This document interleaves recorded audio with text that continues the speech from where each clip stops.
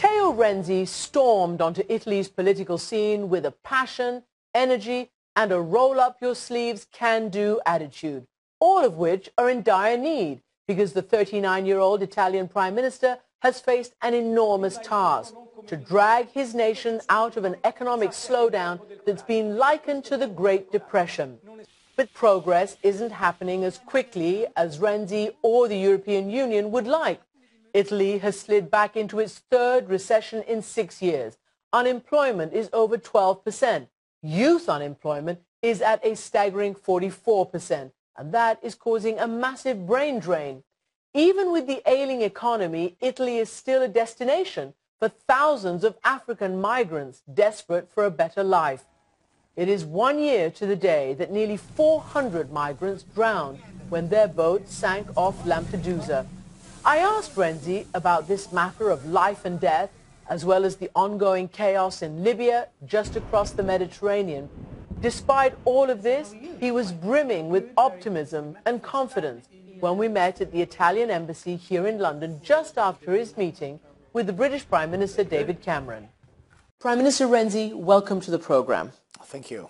You have an incredibly tough job. It seems that Italy changes its prime ministers too often.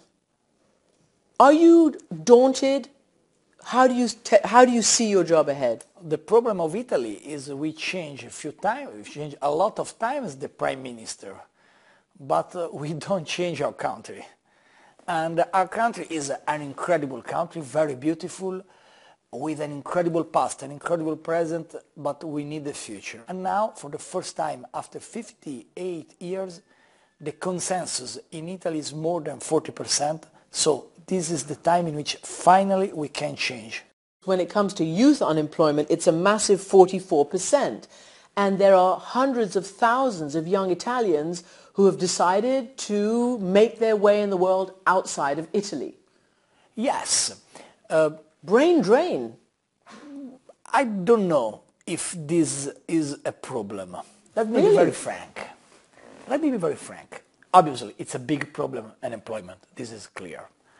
And in the last year, we have more than 80,000 new jobs.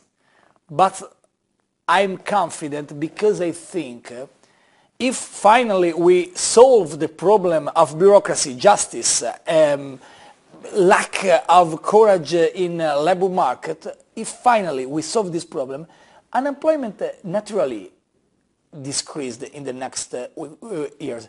Why I said it's not a problem if a part of Italian people left Italy? Because I think around the world there are a lot of Italians very able, very intelligent, very smart, who change the world. I don't ask them, come back to my country. I ask, give me an hand to bring Italy in the future. It's not important if you stay in Silicon Valley. For me, it's absolutely important if you help my country to come back to be Italy. You've worked on this labour situation, labour laws, for about a year now, or at least since you were Prime Minister.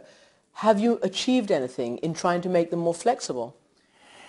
Absolutely yes. We must give the possibility of entrepreneurs to have freedom in the hire and fire, but at the same time create a welfare state to give an opportunity for everybody. Some might say that's a little bit of a conflicting goal, but can I ask you, because we've already seen, as we're speaking, mass demonstrations in Naples outside the ECB meeting.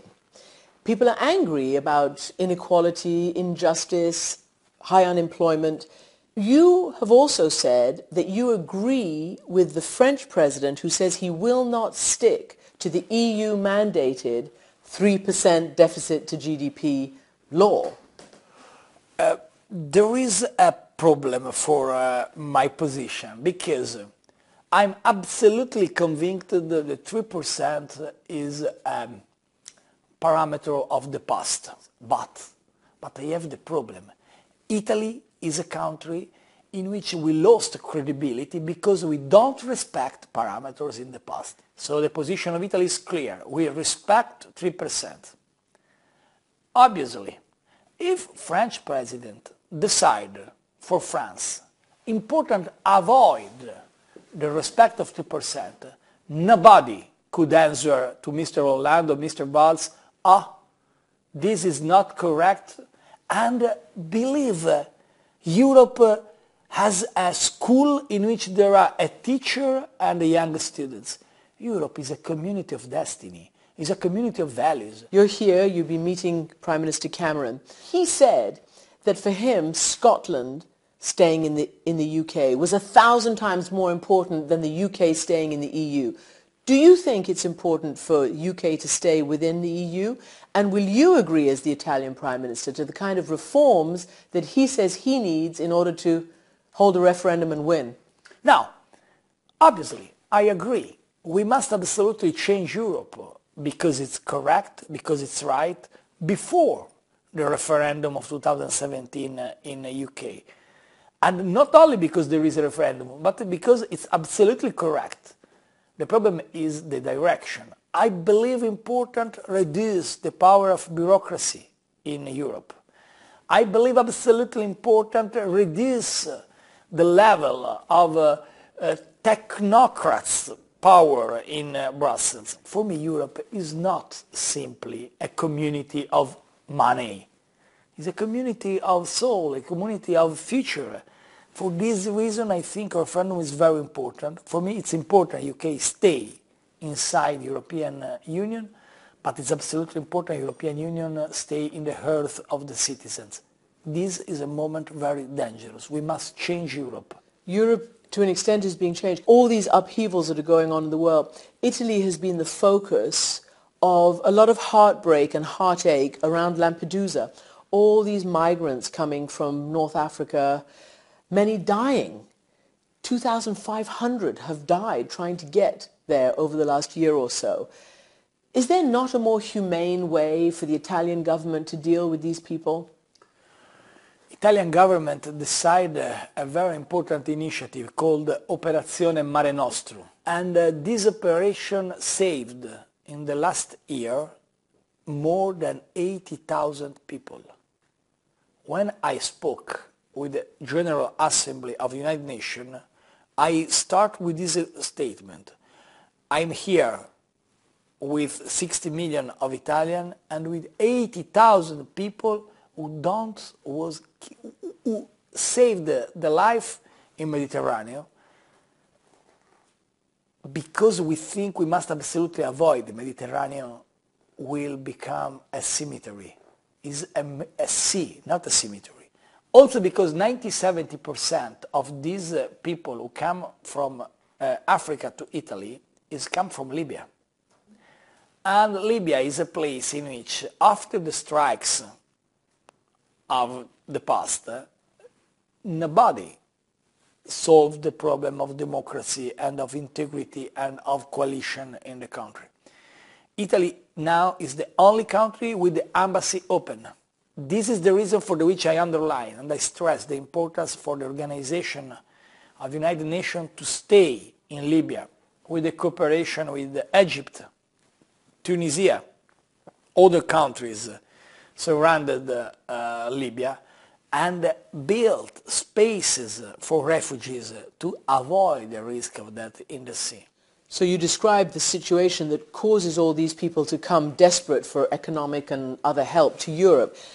One of the places that we're seeing right now, obviously, is Syria, Turkey, Iraq, all of that. You were, as you said, in Erbil and Baghdad. Do you support the war against ISIS? Absolutely, yes. We stay in the international coalition. For the moment, we don't participate to the airstrikes, but we participate to support logistics. We are available to work with the coalition in every field.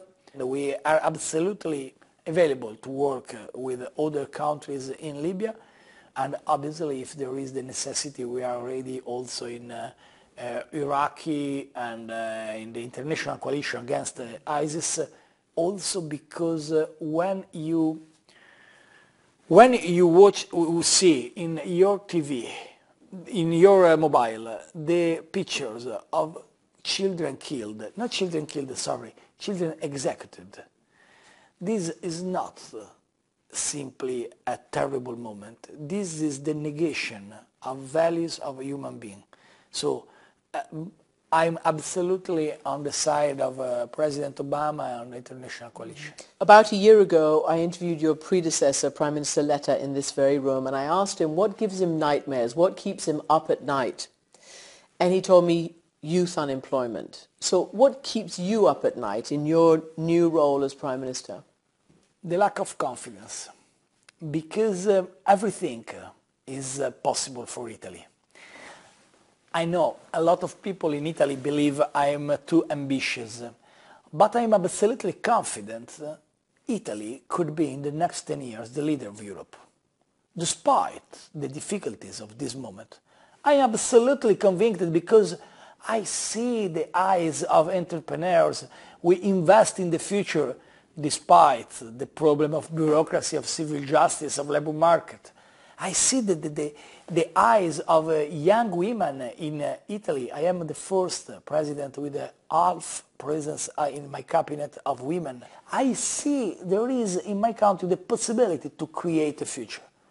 But after 20 years of polemics, discussions, ideological crisis, we lost a lot of opportunities. Now I think for a politician it's absolutely important this message. We can lose the elections, but we cannot lose this opportunity. On that note, Prime Minister Renzi, thank you very much for joining me. Thank you so much.